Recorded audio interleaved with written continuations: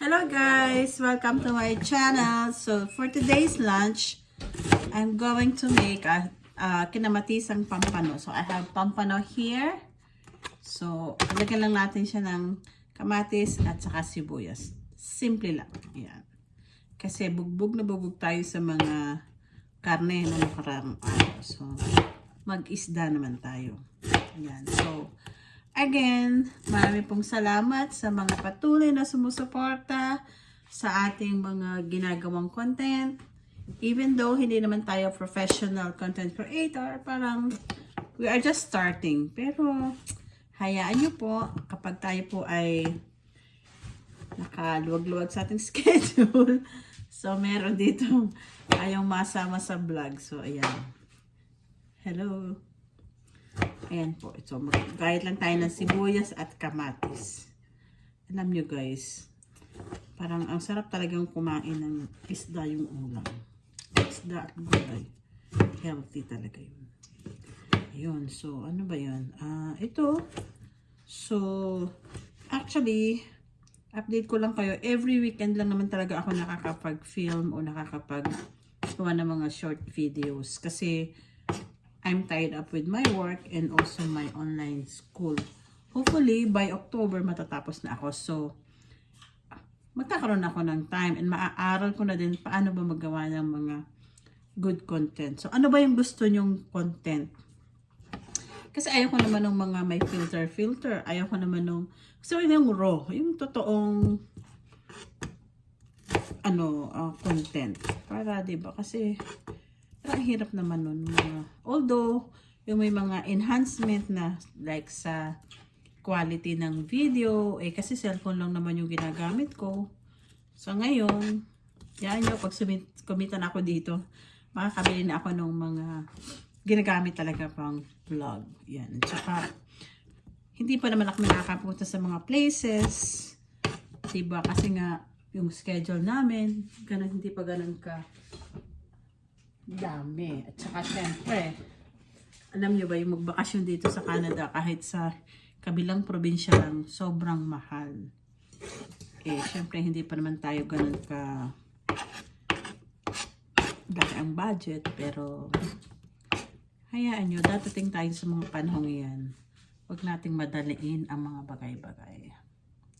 Alam nyo yun. Pero I'm looking forward. May nag-invite sa aming mag-camping. Sana matuloy. Sana makasama kami. Given our schedule. Pero I check. Wala akong Saturday class. So, yun. Budget na lang. Tsaka, kailangan namin yung mga gamit for camping. So, ayun. So, mag-iisip. Check tayo kung saan tayo makakakuha ng mga gamit for camping. Ano ba yun? Sino ba dyan? Sige, shout out sa mga marunong mag-camping. First time namin makakasama doon sa camping. Ayan, so, balik tayo dito sa niluluto ko. So, lagay na natin ang sibuyas at kamatis. Naku, kailangan pa na natin ng hugas bigas. Alam mo yun, kung Batanggenyo kayo, ang sarap na sabaw po ay yung pinaghugasan ng bigas. Yung padalawang hugas ng bigas sa gulay o kung anumang pangsigang. Malasa talaga siya. Ayan guys. So, teka lang ha. Gawa muna ako ng sinaing. Balikan ko kayo. So, ayan guys. Nakapag-prepare ako sinaing. Meron na tayong hugas bigas. Kita niyo ba yan? Meron ng hugas bigas. So, pakukulaan natin to kasama yung sibuyas at kamatis. Pwede naman din siyang igisa muna yung sibuyas at kamatis para lumabas yung lasa. Gawin natin yan para mas masarap siya. Lagyan muna natin dito yung hugas bigas. Ito yung padalawang hugas bigas natin. So, gagawin ko, igigisa ko muna yung sibuyas at kamatis para mas malasa siya. Okay, so, ito na tayo sa kabilang side of the world.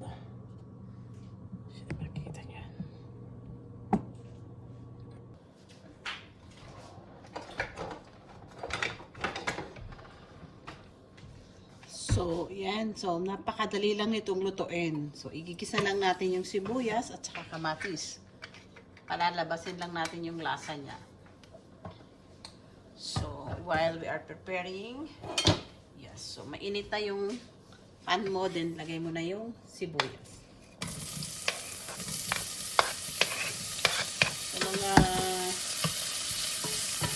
simulang magluto, napakadali lang po nitong gawin. Kasi talagang importante yung, lalo tayong mga babae, dapat marunong tayo sa kusina. Yun lang naman ang masasabi ko bilang isang babae. So, actually yung mga paglulutong ganito, natutunan ko to sa tatay ko.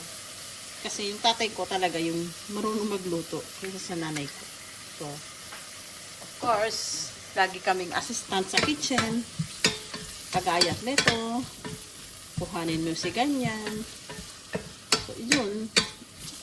Dahil na din sa lasa, kung paano mo tikman yung pagkain. Ano naman kung anong kulang, kung anong tansya-tansya. Yung mga home cooking, yung mga ginagawa kong pagluluto, mga ano lang yun. Walang professional learning doon. It comes only with natural instinct kung anong ilalagay mo. Tsaka yun nga, yung mga nakikita kong kung paano niluluto ng tatay ko yung mga pagkain. Simple lang. Kasi lumaki lang naman kami na simple. Wala kaming, hindi kami yayamanin. Kami ay mga poor lalo. Diba na nagsikap, nangarap. Ayan. Pero, huwag natin kakalimutan yung ating mga roots, diba? Especially, so happy Father's Day to all. Yan. So, yun po ang naipamana sa akin ng aking ama, ang paraan ng pagluluto. Kung paano magluto. Actually, kaming lahat ng magkakapatid marunong magluto. Malalaki o mababae. Marunong kami magluto.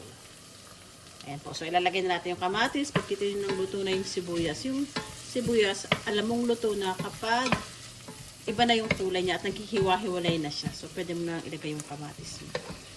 So, palalabasin natin yung kulay ng kamatis kasi nasa gisa talaga yung lasa kapag nagluluto. Ayan. So, again, disclaimer lang po, hindi po ako professional chef. Ito lang po ay karanasan ko at aking mga paraan ng pagluluto. Kung nagustuhan ninyo, pwede nyong gayahin. Kung hindi naman, okay lang. Kung meron kayong ibang pwedeng isa-suggest, okay lang din. Open tayo dyan. Diba? The more, the merrier.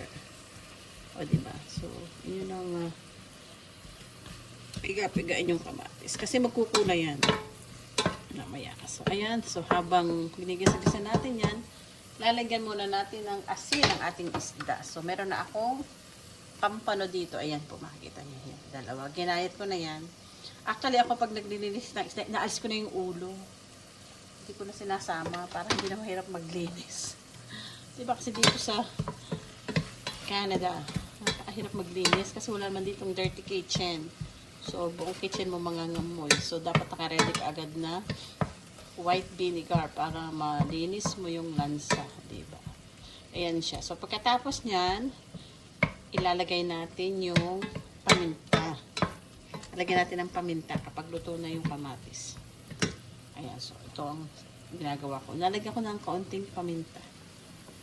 Ayan. Nalagyan natin ng kaunting paminta. Kinamatisan ho ang tawag din. Usok-usok na yun. O, diba? Luto na. Kapag ganyan na, ang gagawin ko dyan, ilalay ko mo yung isda para, diba, lumasa na yung isda. Luto na kasi yung kamatis. Kasi kita niyo yung kamatis, kumukulay na, luto na yan. So, lagyan natin yung isda. Lagyan yung isda. Yung takpan ng kaunti. 3 minutes. Pagkalagay niyo yung isda, takpan ninyo, ayan. Takpan nyo lang, mga 1 or 2 minutes, depende sa inyo. Para lang palabasin lang natin yung lasa ng isda. So, habang nangyayari yan, dilinisin naman natin yung ating mga kalat-kalat dito. Diba?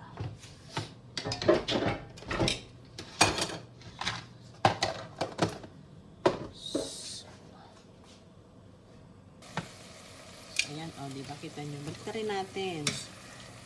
Para yung isda, kasi alam nyo yung isda, may sarili na yung sabaw lumalabas. Balik rin natin. Tapos ngayon, lalagyan natin ng sabaw. Yung sabaw ng hugas bigas. Lagyan natin yung ang tubig niya, yung makocover mo yung buong isda. Para malutong-luto siya. Ayan. Kita nyo? Kita nyo ba nag-iba na yung kulay? Dahil dun sa kamatis. Dun sa paggisa natin ng kamatis. O, ayan. So, pakukuluan natin yan. Takpan. At habang nangyayari dyan, yan siya. So, lalagyan lang natin ng konting patis. Alam mo yun? Fish sauce.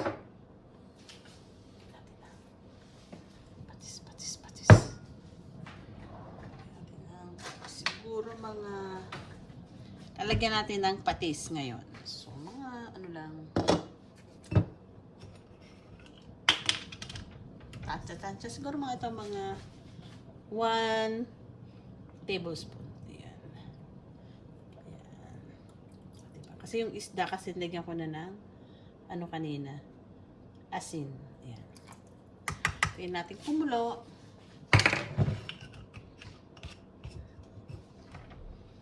Yan siya. So, kung meron kayong mga gulay, so meron ako dito parang bok choy. Kasama na. Para may gulay. Ay, ako naman yung bok choy. Ayaw, kahit ito yung bok choy.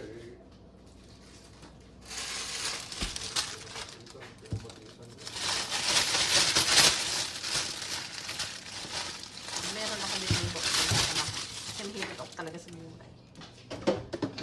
Malay mo.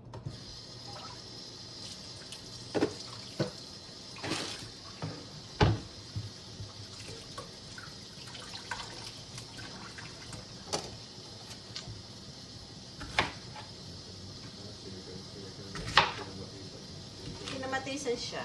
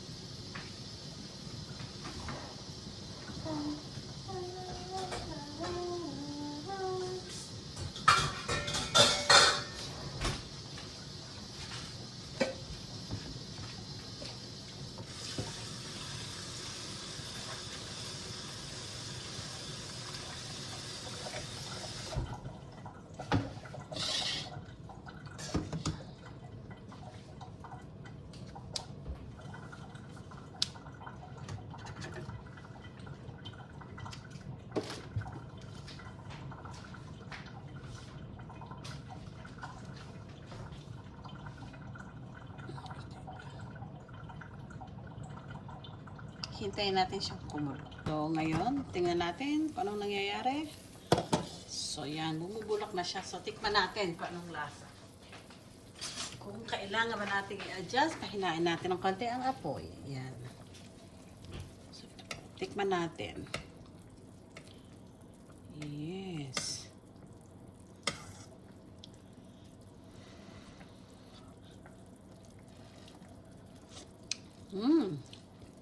Sakto. Sakto na ang lasa. Lagyan natin ang kaunting pasta.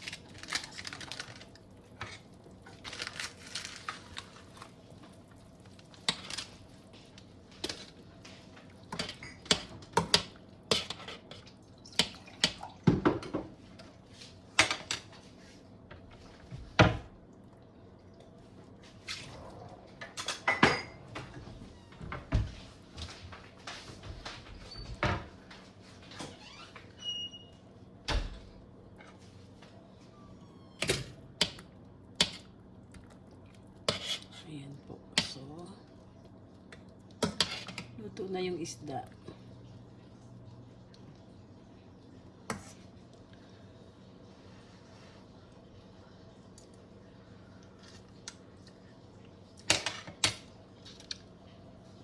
Ayos na ang lasa. So, Bigyan natin mga ano pa, 2 minutes pa. Para saktong-sakto, saka natin ilagay yung bok choy. Ayan guys, so simple lang magluto.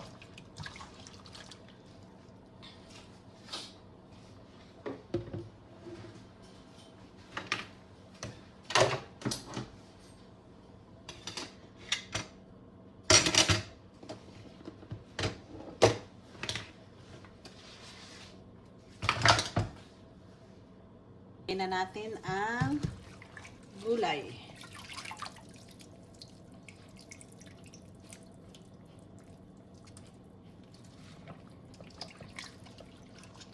Bok choy o pechay, repolyo o kangkong, kamote, pwede.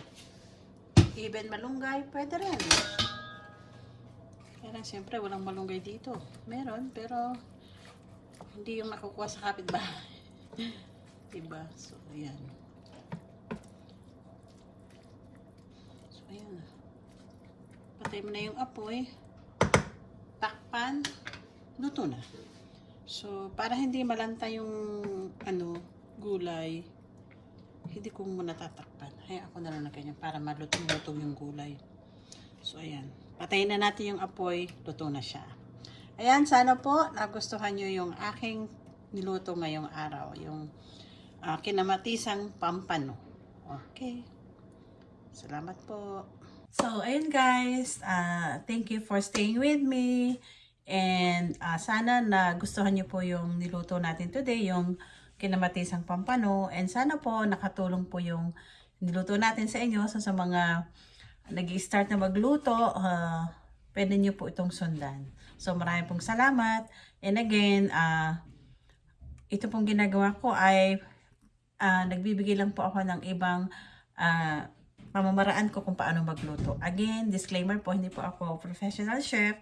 Lahat po ng aking niluluto ay base lang po sa aking pamamaraan, kung ano po yung natutunan ko, yung mga home cooking ko. So, yun po yung niluluto ko, yun din po yung sineserve ko sa family ko. So, ayun po, maraming pong salamat and shout out po dun sa mga talagang laging nagugustuhan yung mga niluluto ko kahit pa paano. May nagme-message po na gustong lutuin yon. So marami pong salamat sa inyo. And again, ako po ay nagpapasalamat doon sa mga continue na watching my video and may mga ilang followers po tayo na nadagdag. So kasi hindi ko po naman po ito full-time na ginagawa. Parang every weekend ko lang po siya ginagawa kapag po may time ako. Kasi I am tied up with my work and my schooling. So, ayun po. And nakakatawa po ng puso na lumalaki po yung followers ko kahit pa paano. Hindi naman po ako kalakihang content creator. Parang nai-inspire lang din po ako dun sa ibang gagawa ng mga videos. Talagang nakikita ko po yung inspire po sila. Yung meron mga information na nakukuha ka, natutunan mo from that video. So, yun lang po and maraming salamat. God bless you all. So, yes.